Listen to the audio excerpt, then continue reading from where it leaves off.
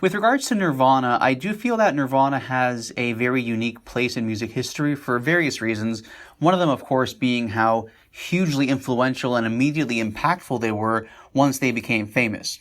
As an individual like yourself who was very much involved in the glam metal scene during the late 80s, early 90s, did you see the Nirvana apocalypse coming, or was it really just something that caught everybody off guard? I was working at Geffen Records at the time when Nirvana broke, so I was at the marketing meetings, and the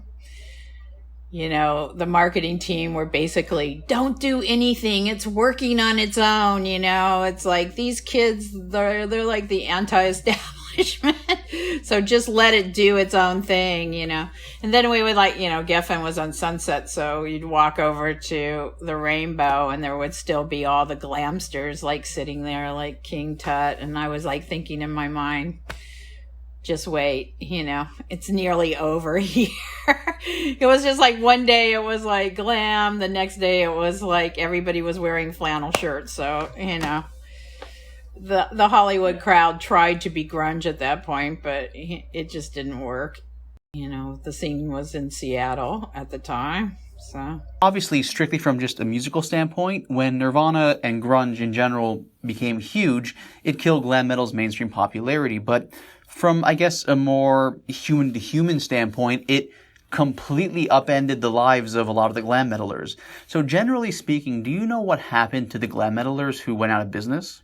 Well, a lot of them tried to be grunge, they reinvented themselves and definitely reinvented their wardrobes. At that point in the game, it had gotten as girly as it could get. Every label had about 10 glam bands, and the next one was more glam than the last one that they just signed. And, having worked Guns N' Roses, that was, Guns N' Roses were kind of the only band on the scene that were sort of manly in that moment,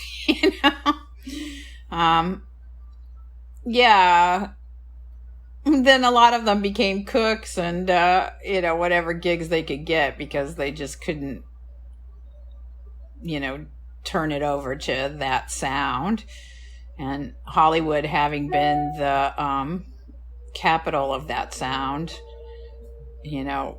people started migrating to Seattle as well, which was interesting, I think Nirvana had an influence on all the bands because they were scared. They didn't know where to go, I mean, one of my favorite stories about that period is I went to go see Poison play at the Blockbuster Pavilion, and there were like a bunch of empty seats, and me and Jennifer Perry were talking to Bobby Dahl outside the stadium, and Jennifer said, wow, Bobby, there's like a lot of empty seats here. And he's like, yeah, well, we're going out with more trucks. And we both looked at him like, what?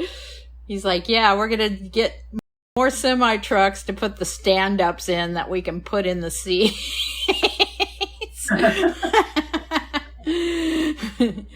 Yeah. So, I think all of the bands at that point felt the Seattle, takeover, basically. Do you foresee that type of a situation happening again where just one band or one artist is able to take over the whole business? I really hope so. And I hope it's one that I manage. So you mentioned a little earlier that Guns N' Roses, in your own words, were manlier than the other Sunset Strip bands during the late 80s, early 90s. Do you think that's the main reason, or are there any other reasons as to why they were able to succeed during the grunge era when the other bands weren't? I don't know. They had real songs. Let's face it. It wasn't, just pop bubblegum stuff. There was like real substance there, and I felt like the kids really related to those songs. Certainly the Hollywood crowd, they were living it along with them. Ever since Nirvana, in my opinion, there hasn't really been a band that has had that level of global musical influence. Which isn't to say there haven't been huge bands. Obviously, there's been System of a Down, Linkin Park, Radiohead, Muse. There have been some hugely influential bands. But with Nirvana, I just feel like they were the last band to really completely flip the business on its head. Like, I don't think there's been a band that has had that kind of a singular impact on the business since Nirvana. Do you agree or do you disagree? Well, there's certainly been some successful bands, but, I think the grunge era in general, not just Nirvana, but Soundgarden and Alice in Chains and a few others there was definitely a scene, and Nirvana sort of led that charge. Were you familiar at all with Nirvana during the Bleach era, or was it through Geffen and Nevermind that you first heard of them?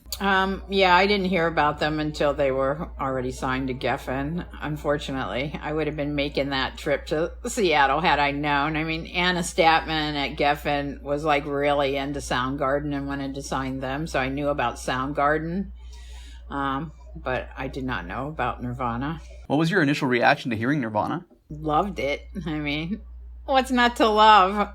It was a great record, I saw them too, they opened for the Red Hot Chili Peppers at the sports arena, and that was back when I still partied. I'll be 19 years sober this summer. But I went to see Nirvana and the Red Hot Chili Peppers on mushrooms, and I was like mind-blowing. Such a good show. The kids were like jumping over the railing to like get down on the floor for them, and I was just like, wow, this is like amazing. And then I was like backstage afterwards, and high as hell, and Pauly Shore was back there, and he was like cracking some jokes and stuff. So it was a very memorable occasion, I was really good friends with a lady named Susie Bridges, and it was like her and Susan Silvers were like the two Susies that sort of ran Seattle scene. And Susie's from Aberdeen as well. And we co-managed a band called Hall of Flame for a while, and they were from Aberdeen. So I went with her to her family's house, and she showed me all around. And, it's a little town, not a lot going on. In fact, the singer of Hall of Flame was a lumberjack. Aside from Nirvana, what other grunge bands do you like? Love Soundgarden. And I also saw Everclear when I was in Seattle, and I told Gary Gersh about it when he was the president of Capitol, and then Perry Watt Russell ended up signing them to Capitol, so maybe I had a hand in that. Who knows? I know I definitely spoke about it. And I worked with an artist named Eric Montoya that's from Seattle, and he did this great painting that I have in my bedroom, and it's called Francis Farmer Got a Revenge on Seattle, and it's basically Francis Farmer and Kurt Cobain and the money and the drugs and the alcohol and all that stuff. The guns.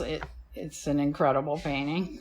Yeah, I mean, when Nirvana started hitting, everybody started running up there to look for bands, including me.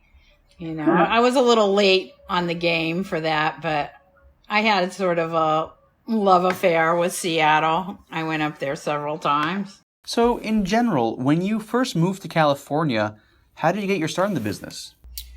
Well, at first I was a cocktail waitress, and I wasn't a very good one. And then I went to work at Licorice Pizza. Gary Gersh, who actually signed Nirvana to Geffen, hired me to Licorice Pizza, and then he went to work in the main office. But I worked in the Sunset store.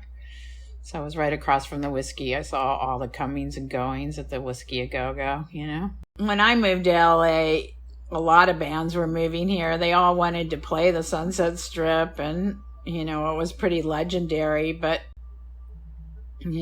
after Nirvana, it seemed like everybody wanted to go to Seattle, and then after that, it was Austin. It's like there's always like little pockets of like scenes going on, but for the rock scene, the Sunset Strip still sort of holds that, even though the bands now in Los Angeles, when they can play out, I mean, obviously nobody's playing right now.